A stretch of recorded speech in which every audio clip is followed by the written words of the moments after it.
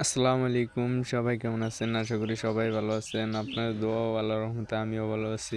তো আমাদের যেই কটা ঘাস আছে ওই কটা যাইবো আর 10-15 দিন, তারপরেই তো ঘাস শেষ হয়ে যাবো গা।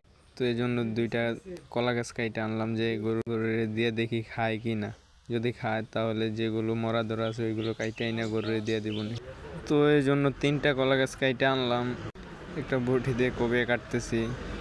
ওই সাদা গরুটা একটু ঝামেলা করতেছিল, তাও সমস্যা নাই। তো আপনারা টেস্ট করে দেখতে পারেন আপনাদের গরু খায় কি না। খাওয়ালে সমস্যা নেই, এতে কোনো ঝামেলা হবে না আশা করি ইনশাল্লাহ।